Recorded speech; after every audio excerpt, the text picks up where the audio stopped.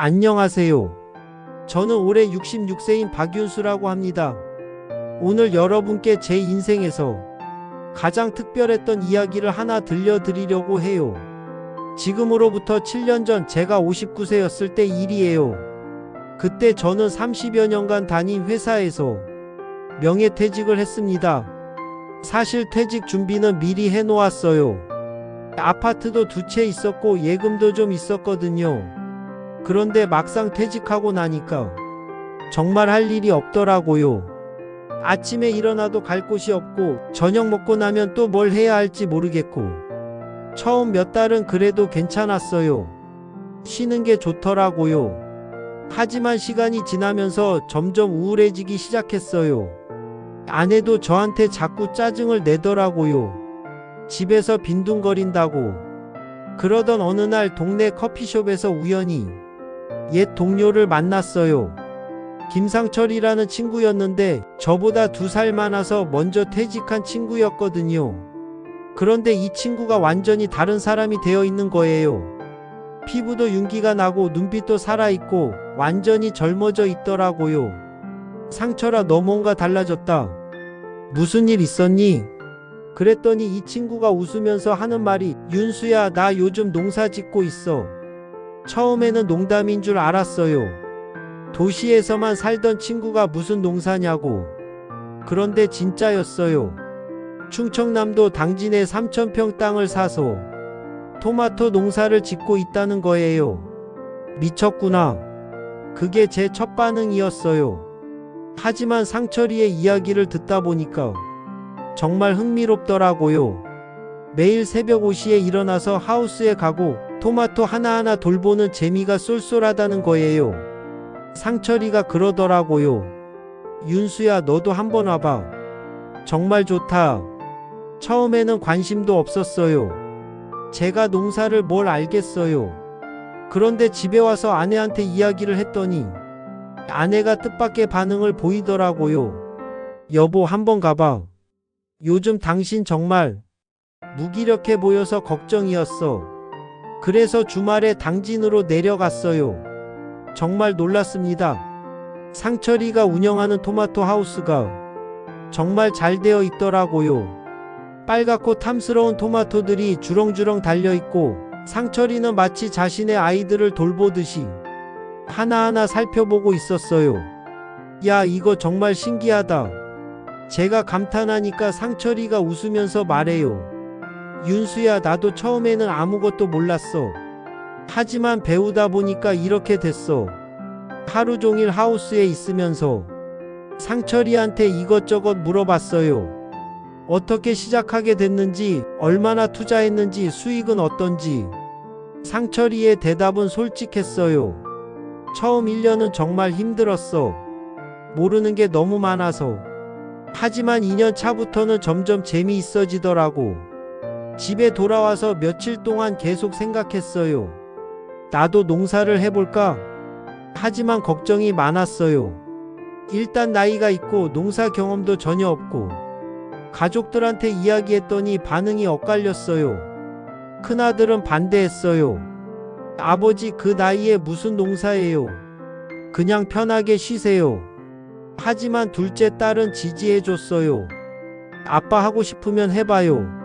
실패해도 괜찮잖아요. 아내는 중립적이었어요. 여보가 하고 싶으면 해보세요. 대신 무리는 하지 마세요. 한 달 동안 고민했어요. 밤에 잠도 잘 안 왔어요. 그러다가 어느 날 아침 텔레비전에서 농업 관련 프로그램을 보게 됐어요. 젊은 농부들이 스마트팜으로 성공하는 이야기였는데 정말 감명받았어요. 나도 한번 해보자.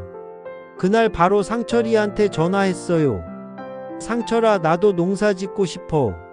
어떻게 시작하면 될까? 상철이가 정말 좋아했어요.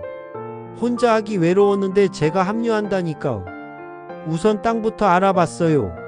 상철이 하우스 근처에 마침 매물이 하나 나와 있더라고요. 2,000평 정도 되는 땅이었는데 가격도 그럭저럭 괜찮았어요. 하지만 쉽게 결정할 수 없었어요. 농지 구입부터 하우스 설치까지 생각해보니까 억 단위 돈이 들어가는 거예요. 가족 회의를 다시 했어요. 이번에는 구체적인 계획을 세워서 설명했어요. 초기 투자금, 예상 수익, 위험 요소까지 다 정리해서 말이죠. 큰아들이 여전히 걱정했지만 제가 너무 간절해하는 모습을 보고 결국 동의했어요. 아버지, 정말 신중하게 하세요. 드디어 땅을 샀어요. 2023년 3월이었어요. 그때부터 정말 바빴어요. 하우스 설치, 토양 개량, 장비 구입까지. 상철이가 많이 도와줬어요. 어디서 뭘 사야 하는지, 어떤 업체가 좋은지 다 알려줬어요. 첫 해는 정말 힘들었어요. 매일 새벽 5시에 일어나서 하우스에 가는 건 적응됐는데 문제는 다른 거였어요. 병충해, 온도 관리, 물 주기까지 모든 게 어려웠어요. 토마토가 제대로 자라지 않는 거예요. 크기도 작고 색깔도 이상하고. 상철이한테 계속 물어보고 인터넷도 찾아보고 농업기술센터에도 가서 상담받고. 그래도 첫 해 수확량은 기대에 못 미쳤어요. 투자한 돈의 30%도 못 건졌어요. 가족들이 걱정했어요. 특히 큰아들은 그만하라고 계속 말했어요. 하지만 이상하게 포기하고 싶지 않았어요. 매일 하우스에 가서 토마토를 보고 있으면 마음이 편안해지는 거예요. 스트레스도 없어지고 몸도 건강해지는 게 느껴졌어요. 아내도 그런 저를 보고 신기해했어요. 여보, 정말 달라졌네. 예전보다 훨씬 활기차 보여. 2년 차부터는 많이 달라졌어요. 경험도 쌓이고 노하우도 생기고. 특히 온도 관리를 잘하게 되면서 토마토 품질이 확연히 좋아졌어요. 그런데 여기서 예상치 못한 일이 생겼어요. 제가 기른 토마토가 지역 농산물 품평회에서 우수상을 받은 거예요. 처음에는 믿을 수 없었어요. 겨우 2년 차인데 상을 받다니. 하지만 진짜였어요. 상장도 받고 상금도 받았어요. 그때부터 자신감이 생겼어요. 내가 농사를 제대로 짓고 있구나.